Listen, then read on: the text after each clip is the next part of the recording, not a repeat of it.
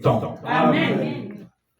Si une armée s'écampait contre moi, mon cœur n'aurait aucune crainte. Amen. Si une guerre s'élevait contre moi, je serais malgré cela plein de confiance. Amen. Je demande à l'Éternel une chose que je désire ardemment.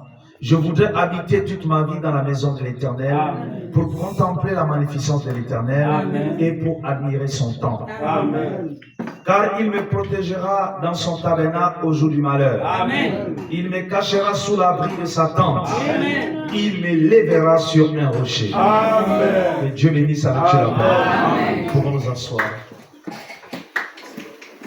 Je salue une fois de plus chacun de vous au nom du Seigneur Jésus-Christ. Amen.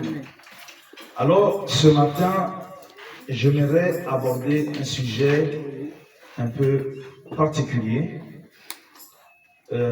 Ce sujet, c'est l'enlèvement. Amen. Amen. Et je tiens à aborder ce sujet parce que c'est un sujet important. Excusez-moi. Alors, normalement, il faut beaucoup de temps pour parler de ces choses, mais comme vous avez un pasteur, je vais juste donner les grandes lignes. Amen. Et le pasteur continuera le reste du travail. Amen. Amen. Donc l'idée ici, c'est de donner les grandes lignes. Parce que l'enlèvement, c'est un sujet important. C'est un sujet qui interpelle l'épouse. Amen. L'épouse de Jésus-Christ. Amen. Et j'aimerais aussi dire que c'est un sujet que les gens pensent comprendre. Mais que beaucoup qui pensent le comprendre ne l'ont pas compris. Alléluia. Le prophète a prêché l'enlèvement le 4 décembre 1965. C'était quelques jours avant de quitter la terre. N'oubliez pas que le prophète William Branham est mort le 24 décembre 1965. Amen. Et il a prêché l'enlèvement le 4 décembre, les choses qui doivent arriver le 5 décembre, les événements modèles rendus par la prophétie le 6 décembre, être conduit le 7, et la dernière prédication, c'était la communion le 12 décembre. Et de tous ces messages, le message culminant, le message qui ressemblait, qui parlait de la doctrine, c'était l'enlèvement. Amen. Donc on peut dire que le dernier message doctrinal qui nous a été prêché, c'est l'enlèvement. Amen. Amen. Amen. Et donc c'est un message tellement puissant, tellement important, tellement nécessaire. Toutes les églises sur la terre croient l'enlèvement et attendent l'enlèvement. Les catholiques, les protestants, les baptistes, les presbytériens, toutes les églises du réveil attendent l'enlèvement. Amen. Ils disent que Jésus va venir prendre son église et partir avec son église. Amen. Amen. Amen. Pourquoi? Parce que Jésus vient 3 fois. Oui. Selon la Bible et selon la prophétie, Jésus vient 3 fois. Alléluia. La première fois, il est venu mourir à la croix de Golgotha. Amen. C'était pour payer le prix pour notre salut. Yes. La deuxième fois, il vient pour prendre son église Amen. et l'amener dans l'enlèvement. Alléluia. La troisième fois, il va revenir avec son église Amen. comme roi et reine pour régner sur la terre Amen. dans le millénium. Amen. Or, aujourd'hui, l'église est dans l'attente de la seconde venue. Cette venue qui amène l'église, qui amène l'épouse au souper des noces. Et le Seigneur nous a donné plusieurs indications concernant cela. Si nous prenons certains versets de la Bible, tels que 1 Thessaloniciens, j'ai plusieurs versets ici que je vais lire rapidement avec vous. Je crois que je vais prendre la Bible électronique pour aller un peu vite, comme il y a beaucoup de versets. Si vous prenez avec moi 1 Thessaloniciens, ceux qui prennent les notes, 1 Thessaloniciens chapitre 5. Ce matin, je ne suis pas venu pour crier ou pour souvent, quand j'ai été invité là-bas à Cosmopac, Amen, je m'agitais un peu, je suis là-bas, alléluia. Ici, je veux parler un peu comme à l'école du dimanche. Amen. Pour que quand nous allons sortir, que chacun se dise, j'ai retenu quelque chose. Amen. C'est pourquoi je prends 1 Thessaloniciens chapitre 5, le verset 2. La Bible dit, car vous savez bien vous-même que le jour du Seigneur viendra comme un voleur dans la nuit. Amen. Le jour du Seigneur viendra comme un voleur dans la nuit. Vous dites Amen. Amen. Si nous prenons Luc chapitre 12, Luc chapitre 12, le verset 39.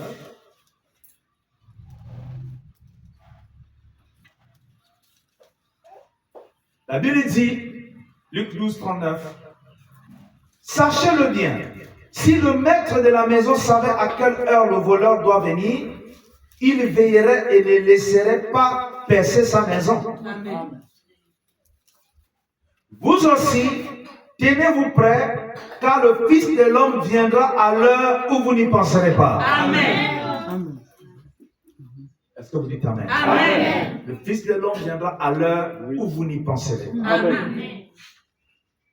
Et quand nous prenons, c'est toujours la même chose ici dans Matthieu, Matthieu chapitre 24, c'est le premier livre du Nouveau Testament, Matthieu 24. Et si nous prenons le verset 36.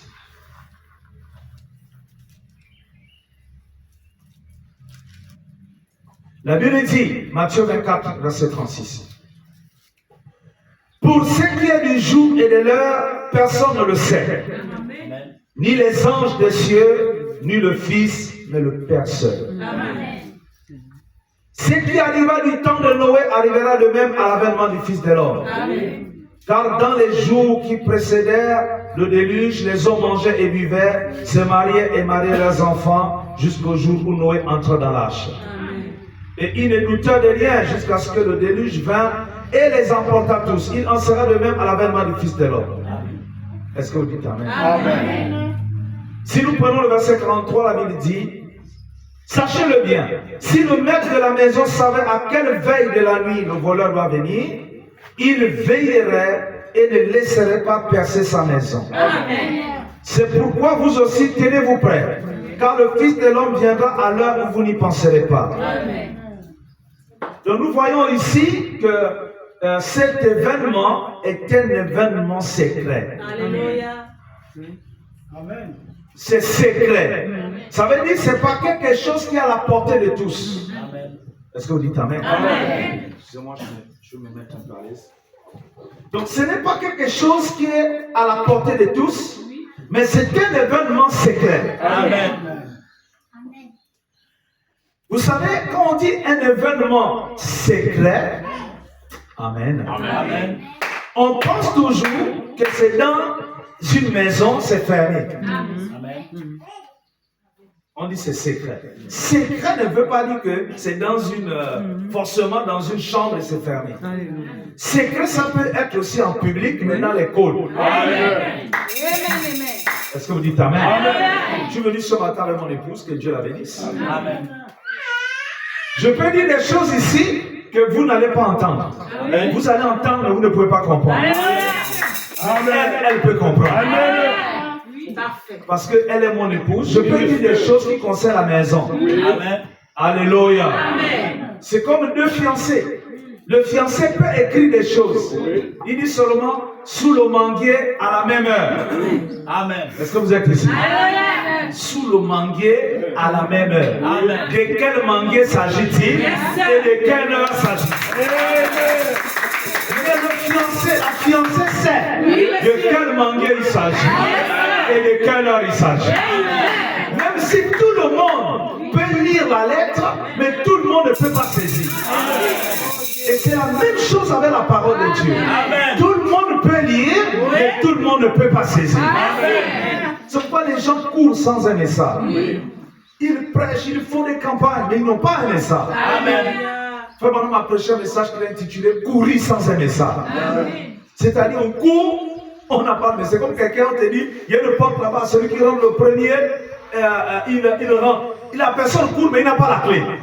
Est-ce que vous êtes ici? Amen. La personne court, n'a pas la clé, et quand il arrive, il est devant la porte. Et tu as couru, tu n'as même pas la clé. Amen. Il faut avoir la clé qui est la révélation. Est-ce que l'Église dit Amen? Amen. Oh là là, que le Seigneur m'aide à ne pas m'attarder, Amen. d'aller droit au but et ne pas être trop long. Amen. N'ayez pas peur de la pluie, ça vient pour que nous ayons un peu de fraîcheur. Amen. Que Dieu vous bénisse. Amen. Donc tout cela, c'est la nature.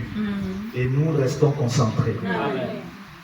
Alors, j'étais donc en train de dire que quand nous lisons ici, nous voyons que c'est une venue secrète. Amen. Dites Amen. Amen. Donc, une venue secrète. Maintenant, quand nous prenons un peu plus haut,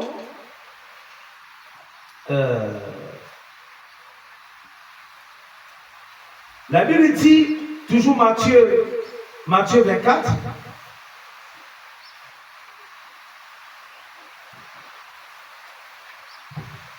le verset 30. Matthieu 24, le verset 30.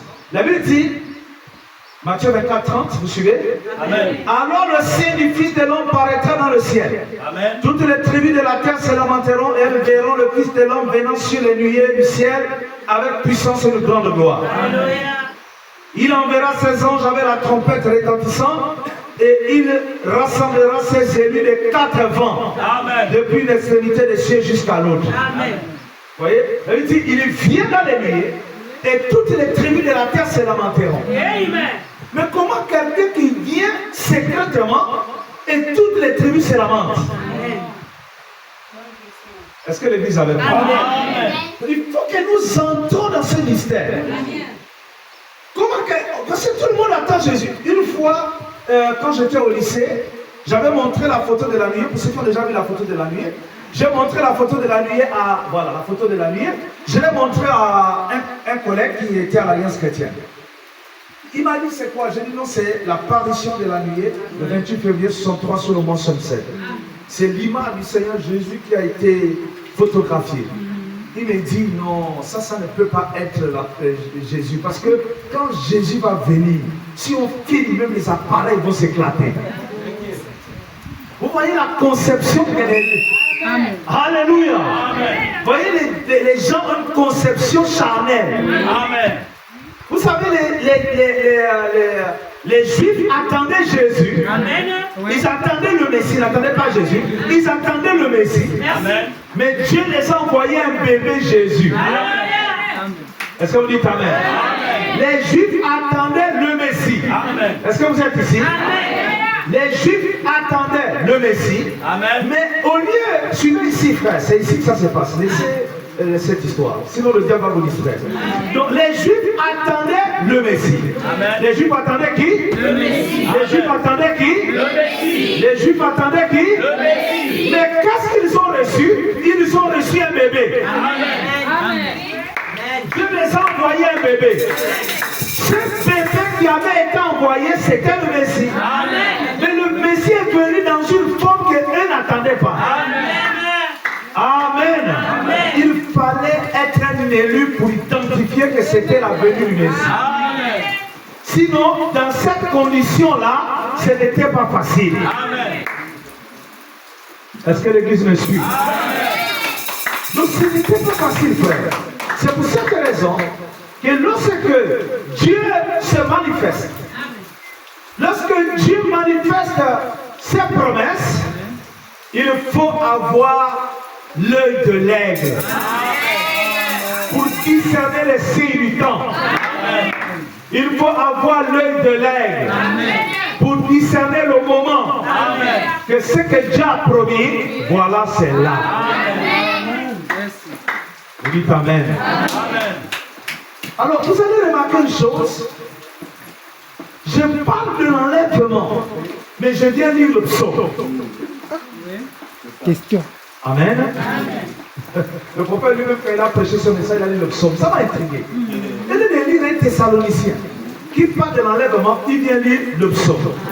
Quand vous lisez le verset 5 de psaume, il est dit, car il me protégera dans son tabernacle au jour du malheur, et il me cachera sous l'abri de sa tente.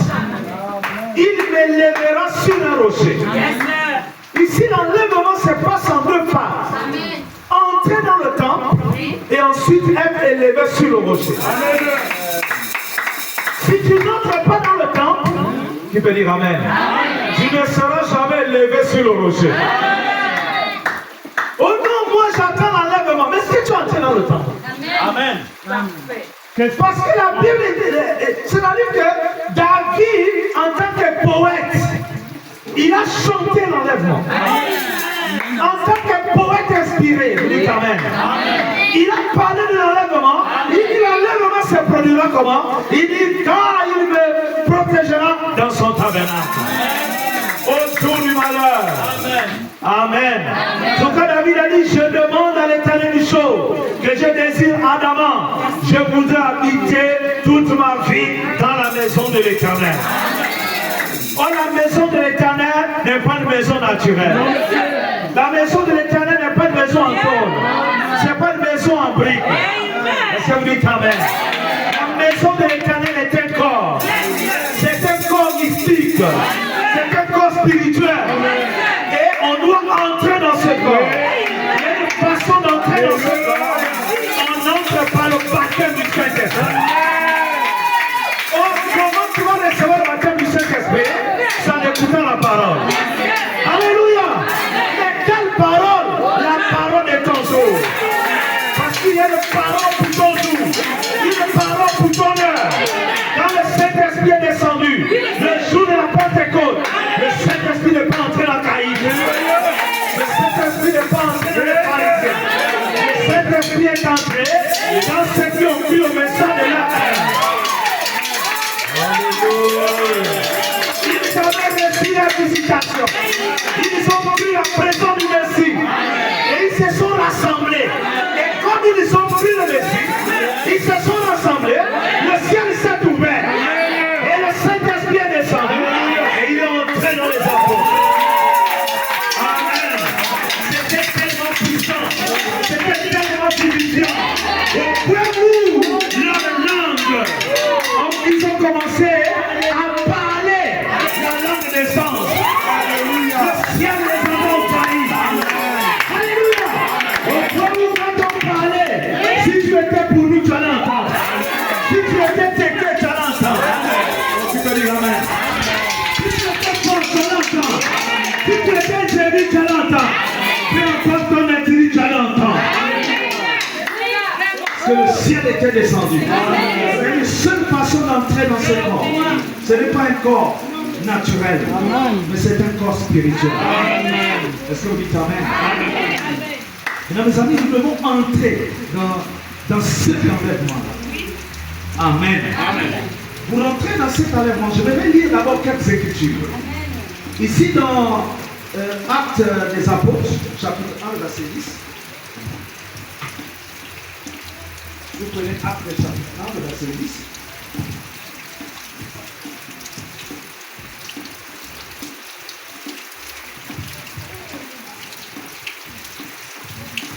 Je lis la parole du Seigneur, verset 10 et 11. Et comme ils avaient les regards fixés vers le ciel pendant qu'ils s'en allaient, voici deux hommes vêtus de blanc leur apparus. Ils dirent, homme Galilée, pourquoi vous arrêtez-vous à regarder au ciel? C'est Jésus qui a été enlevé au ciel du milieu de vous, qui est encore de la même manière que vous l'avez vu allant au ciel. Donc si Jésus a été enlevé pour aller au ciel, la Bible dit, ce Jésus-là doit encore revenir. Amen. Vous dites Amen. Mais pour qu'il revienne, comment et quand, dans quelles conditions? Acte chapitre 3. Est-ce que vous aimez la Bible? C'est notre maison, c'est notre domaine. Parce que nous avons reçu, nous pouvons lire la Bible avec des lunettes prophétiques. Verset 19, acte 3. La Bible dit, répondez-vous Et que chacun, répandez-vous donc et convertissez-vous. Pour que vos péchés soient effacés. Amen. Pour que les péchés soient effacés, on doit faire quoi? Se repentir et se convertir. Amen. Je voudrais d'abord m'arrêter là un instant. Amen. Beaucoup de gens se répandent mais ne veulent pas la conversion. Il y a des gens dans les églises, je dis Amen. Ils se sont repentis, mais ils ne se convertissent pas. On s'est converti, c'est changer. Amen. Je viens comme je suis, mais je ne reste pas comme je suis. Notre Dieu est un Dieu qui change. Alléluia. Je ne comprends pas les gens qui disent non, moi c'est comme ça dans ma famille. Non, nous c'est comme ça chez nous. Chez vous c'est où? Quand tu crois en Dieu, chez toi c'est dans la parole. Ça veut dire chez nous, ça veut être la parole. Si quelque chose n'est pas la parole de Dieu, on met ça de côté. Les gens croient, mais ils restent les mêmes. Alors que Dieu est un Dieu qui change.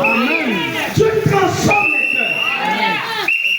Répentez-vous et convertissez-vous. Ça dit Dieu nous répandons et nous devons changer. La sœur qui était en 2020, ce n'est plus la même sœur en 2024. Le frère de 2020, ce n'est pas le même frère de 2024.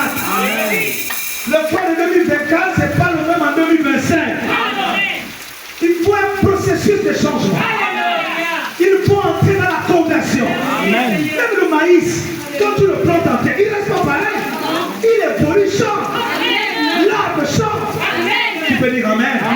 La nature, alléluia. Si tu as la vie en toi, tu ne peux pas rester pareil. Il y a un caillou, on met dans la terre, le caillou ne change pas.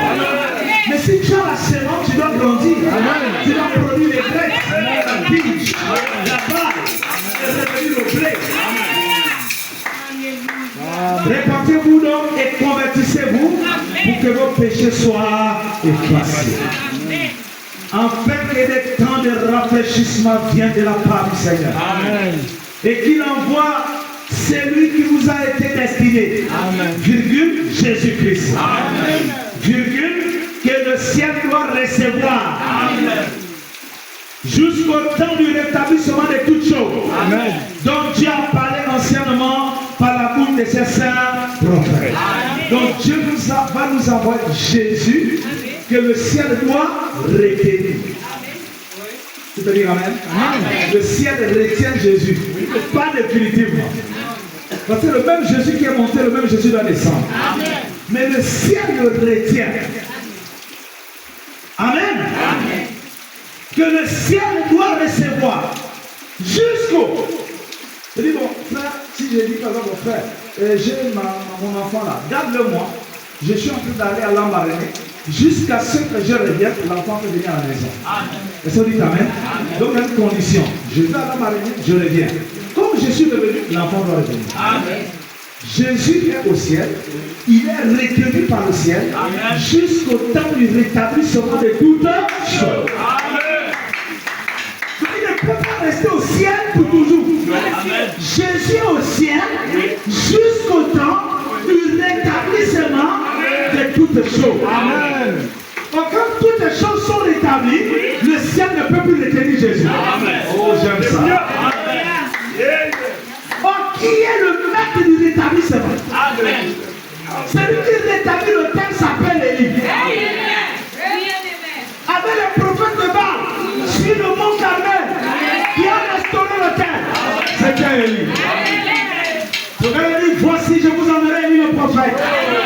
Avant que le jour de l'Éternel arrive, ce jour grand et redoutable, il ramènera les cœurs des pères à les enfants et les cœurs des enfants à leurs pères. Je pense que je veux dire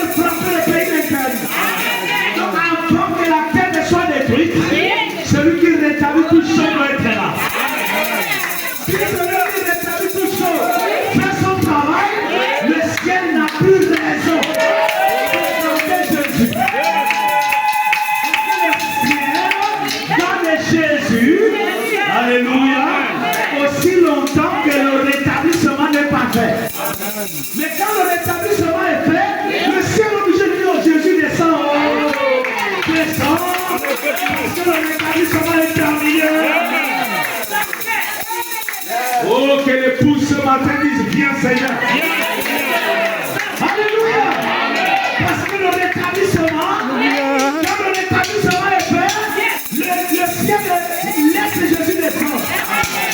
Vous dites Amen. Vous savez frère, toutes les dénominations croient dans l'enlèvement, dans l'enlèvement. Et les gens ont des réflexions sur l'enlèvement.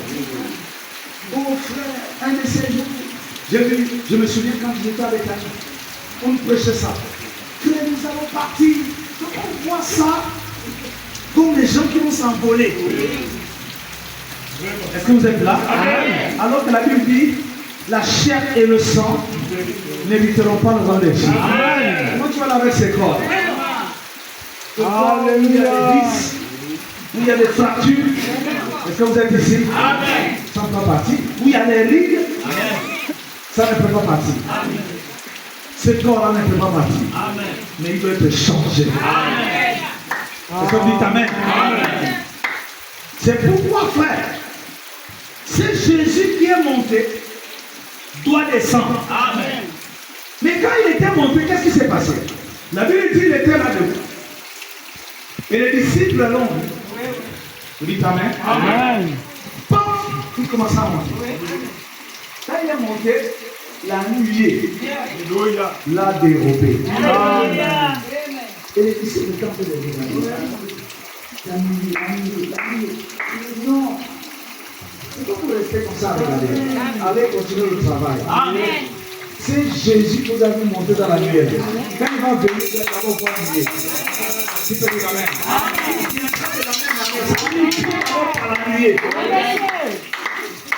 Est-ce que l'église est ici? Je ne vais pas là à l'épouse. C'est l'épouse, ce n'est pas le corps de l'épouse. L'épouse, c'est la substance de votre âme. Il y a un message qui concerne l'épouse. Et là, l'incrédulité doit s'arrêter. Parce qu'il y a des choses qui concernent la matière de l'épouse. Tu dis Amen? Il y a des choses qui concernent la matière de l'épouse.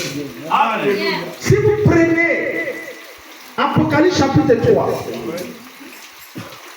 est-ce que vous êtes ici? Apocalypse 3, le verset 15. La Bible dit, on va aller plus loin, verset 20 pour gagner un temps. Au verset 20, il est dit, voici je me tiens à la porte et je frappe. Si quelqu'un entend ma voix et ouvre la porte, j'entrerai chez lui, je souperai avec lui et lui avec moi. Amen. Je vous rappelle que le souper c'est la nourriture du soir. Amen. Alléluia. Est-ce que vous dites Amen? Amen. Le souper c'est la nourriture du soir. Donc ça veut dire c'est un événement du soir. Amen.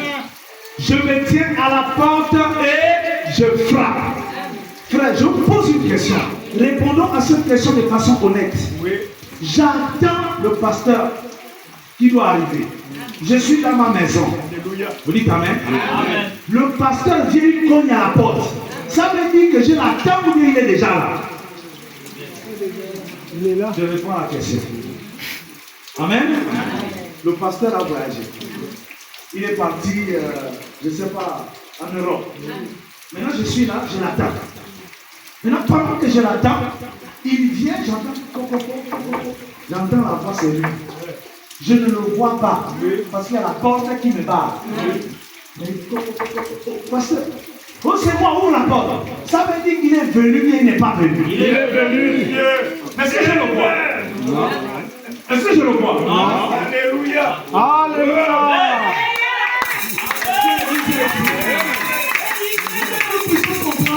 Comment Dieu travaille. Alléluia. Il dit je me tiens à la porte et je frappe. Ça veut pas dire que je le vois. Ça veut dire qu'il est là, mais je ne le vois pas. Pour le voir, il faut que la porte s'ouvre. Le prophète il a parlé dit qu'il y a des évangélistes qui disent qu'ici il s'agit de la porte du cœur. Il dit ce n'est pas vrai.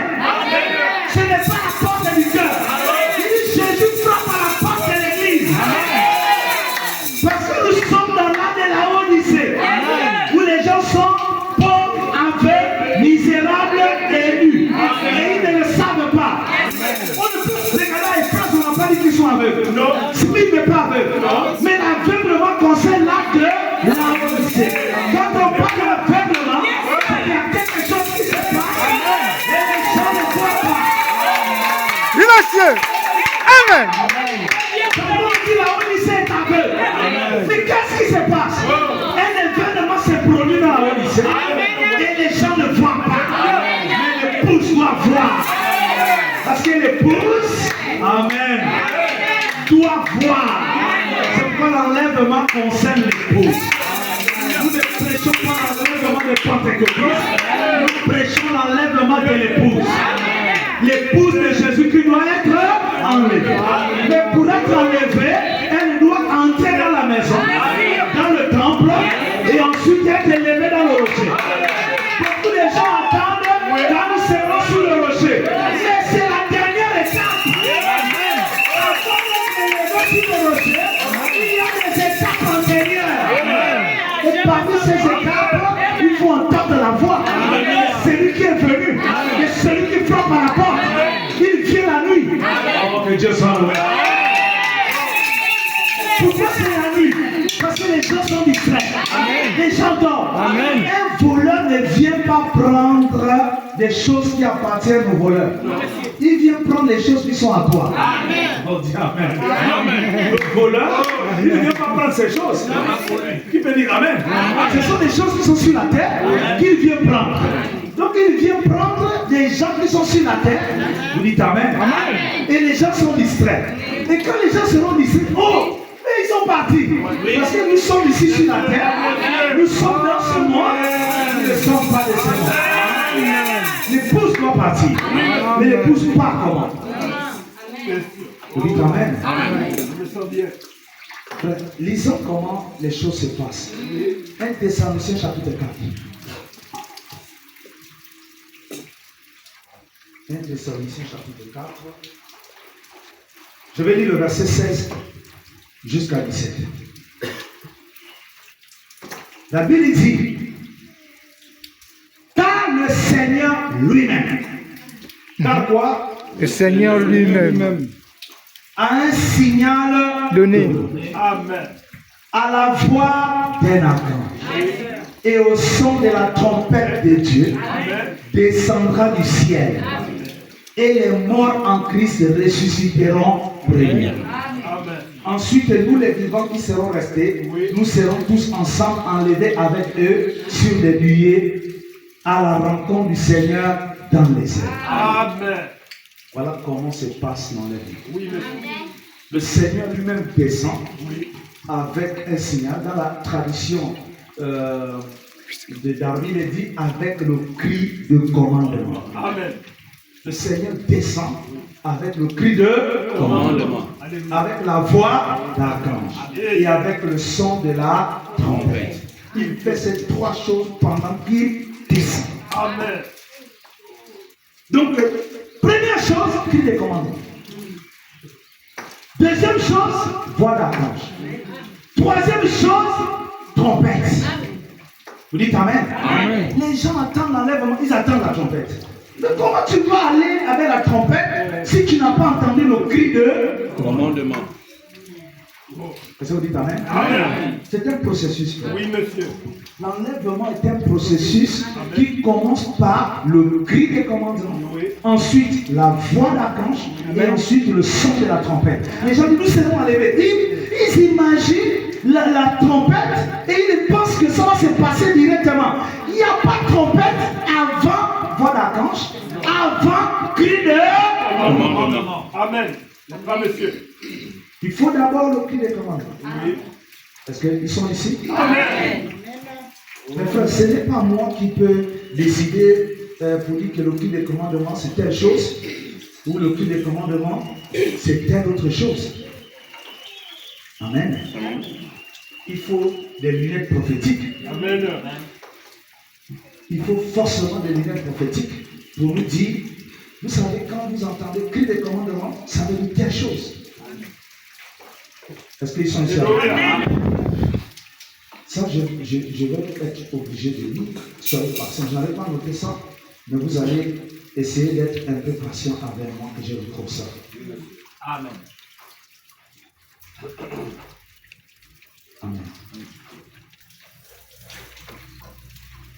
C'est dans l'application d'enlèvement. Je n'ai pas noté ça, mais il faut que je lise ça. C'est très important pour moi. Amen. Amen. Amen.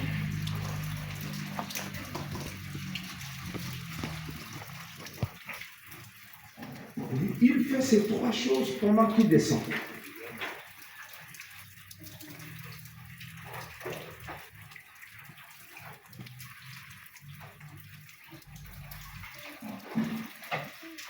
Voilà, très bien. Il y a trois choses qui arrivent quand le Seigneur descend. Il y a un cri de commandement. Amen. Amen. Il y a le voix d'archange. Il y a le son de la trompette. Amen. C'est dans la prédication d'enlèvement au paragraphe 130. Paragraphe 129 à 130. Je lis seulement le 130.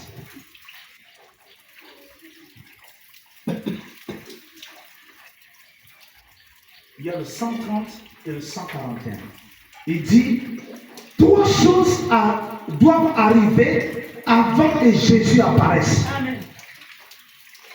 Un cri de commandement, une voix, une trompette. Amen.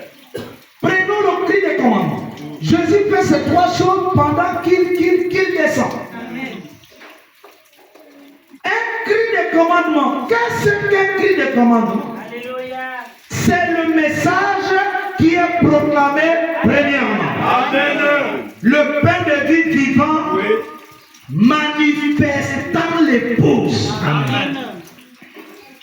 Le cri de commandement, c'est quoi? C'est le pain de vie vivant manifestant l'épouse. Amen. Il dit la même chose au paragraphe 141. Il a ordonné que ces choses soient maintenant. Il doit envoyer ceci. La première chose qui arrive, lorsqu'il commence à descendre du ciel, Amen. est un cri de commandement. Amen. Car c'est donc, c'est un message pour rassembler les gens. Alléluia. Un message est proclamé premièrement. Amen. C'est le temps de la préparation des lampes. Alléluia. Levez-vous et préparez vos lampes. Amen. Amen.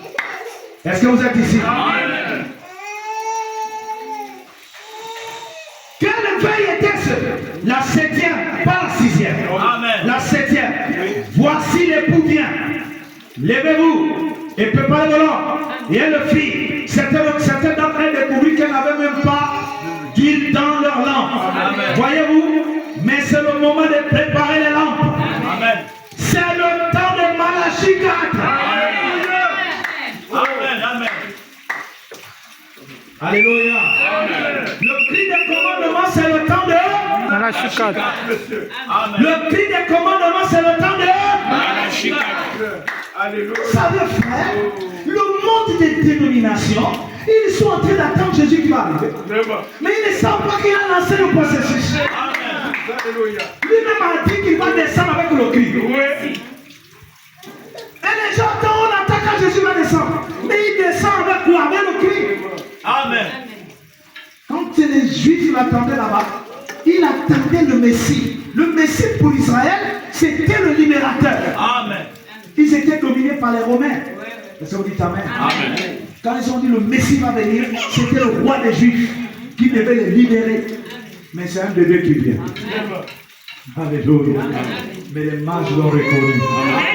Ils ont donné les dons appropriés.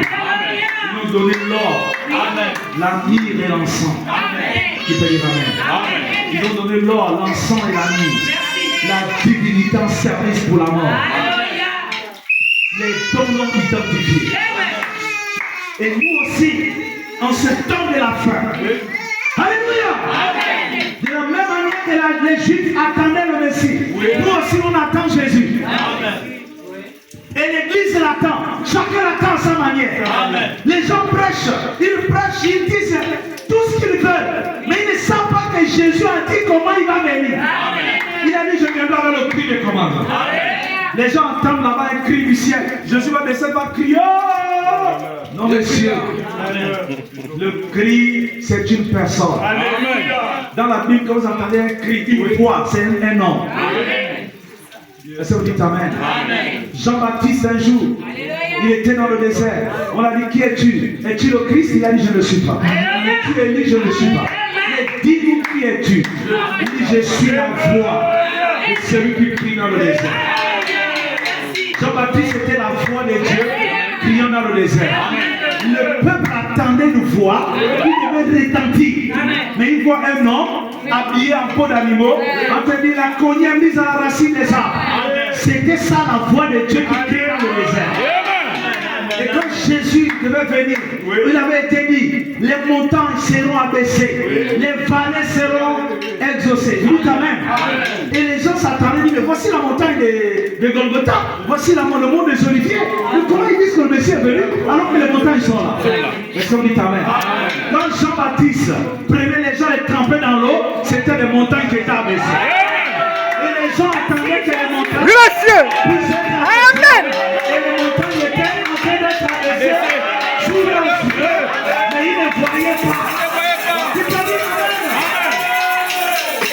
Donc Dieu a une façon de faire les choses. Si tu ne comprends pas comment Dieu travaille, Dieu va faire des choses, tu vas l'attendre. Quand Jésus va venir, tu vois Jésus va venir à l'homme comme ça. D'abord, il ne vient pas sur la terre, c'est l'église qui va le rencontrer. Donnez-moi la main. Si un blanc vient ici maintenant, là, un blanc, avec des cheveux, avec des coups dans sa main, qu'est-ce qui nous prouve que c'est Jésus? Et on va le reconnaître. Les deux disciples sur le chemin de Maïs, les gens qui mangeaient avec lui, qui vivaient avec lui. Mais qu'est-ce qu'ils avaient? Il est mort vendredi, dimanche matin ressuscité. On leur a dit qu'il est ressuscité. Nous ne croyons pas ça. Nous on retourne au village à Emmaüs. On croyait en Jésus, mais on l'a tué là-bas. Nous on retourne faire la pêche, faire nos activités à Emmaüs.